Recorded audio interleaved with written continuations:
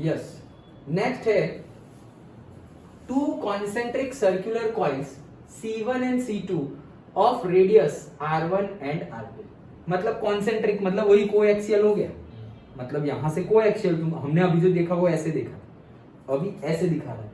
Okay, मतलब दो circle ही दिखेंगे, एक्चुअल में ऐसा करेंगे तो पूरा रॉड दिखेगा solenoid. Okay, two concentric circular coils C1 and C2 of radius R1 and R2 respectively are kept coaxially. अच्छा, तो ये कॉइल है। Okay, now if current is passed through C2, मतलब करंट देखो, करंट कहां से पास हो रहा है, कॉइल 2 में से, C2 मतलब कॉइल 2 में से पास हो रहा है, तो मतलब म्यूचुअल इंडक्टेंस का फॉर्मूला क्या लगाएंगे हम, M is equal to ∅1 by I2। हम I2 को चेंज बढ़ा कम कर सकते हैं, तो हम वो लेंगे I2 नीचे और ∅1 ऊपर। डन। अगर हम I1 को कम बढ़ा मतलब ज्यादा और कम कर सकते तो हम फॉर्मूला लेते ∅2 बाई I1।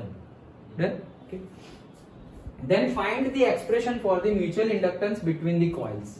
सिंपली हमारा फॉर्मूला C1 C2, इसके नंबर ऑफ टर्न्स N1, इसके number of turns N2, R1 R2, हमें पता ही है कि R2 इज ग्रेटर।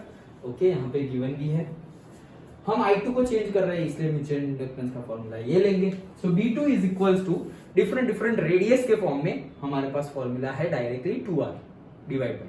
ओके, तो μ0 N2 I2 upon 2R2, B2 के लिए 2R2। ओके, नाउ ∅1 कितना होगा, वही N1 B2, दूसरे की वजह से आ रहा है ना ∅1, वो जो अभी किया वैसे ही ∅1, तो ∅1 आया क्यों, क्योंकि दूसरे में करंट प्रोड्यूस हुआ, दूसरे में करंट प्रोड्यूस हुआ, प्रोड्यूस नहीं हुआ सॉरी, दूसरे में करंट दिया, दूसरे में करंट दिया मतलब I2 हमने दिया, I2 दिया तो उसमें B2 प्रोड्यूस हुआ, करंट की मैग्नेटिक इफेक्ट, B2 आया तो ∅2 आया, ∅2 की वजह से E1 प्रोड्यूस हुआ, E1 प्रोड्यूस हुआ तो I1 भी आएगा, और अगर I1 आया तो B1 और ∅1 भी आएंगे। डन। उल्टा है, हमने जो थियरी और न्यूमेरिकल देखा इससे पहले, उसमें हमने I1 दिया था। ओके, तो हमने फॉर्मूला लिया क्या, ∅2 is equals to N2 B1 A, याद आया। लेकिन यहां पे उल्टा ले रहे हैं हम, तो ∅1 B2, क्योंकि हमने करंट कहां दिया है, B2 को दिया है, वो सिर्फ तुम्हें ध्यान रखना है, ऐसे सीधा सीधा धर धर धर धर फटाफट कर मत देना। ∅2 is equals to B2 N2 B2 A2 खत्म, नहीं गलत हो जाएगा। म्यूचुअल इंडक्टेंस में ऑपोजिट है, ∅1 लोगे तो B2 आएगा, ∅2 लोगे तो B1 आएगा। डन।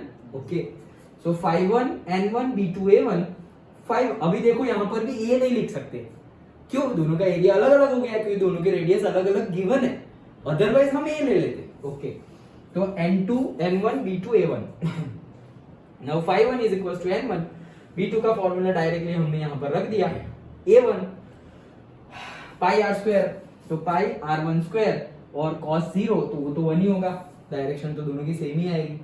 डन।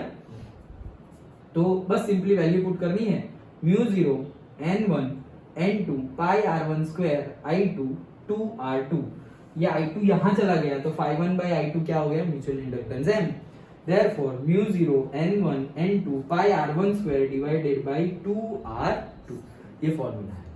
उसमें ऐसा फॉर्मूला नहीं आ रहा था क्योंकि हमने दोनों का एरिया सेम लिया हुआ था। डन। यहाँ पर अलग है, और अगर अगेन कोई मीडियम अलग होगा, for a medium inside the coils, तो वो हो जाएगा μ0 की जगह क्या हो जाएगा, μ N1 N2 पाई R1 स्क्वायर 2R। सिंपल, वो जो था वैसा ही है, लेकिन वहां पे हमने करंट फर्स्ट सोलेनोइड को दिया था, इसमें सेकंड को दिया, दैट्स इट। और दूसरा चेंज है एरिया का, वहां पे दोनों का एरिया सेम था, यहाँ पे दोनों का एरिया डिफरेंट है। Understood, simple. ओके, तो दैट्स इट, इतने न्यूमेरिकल थे इसके।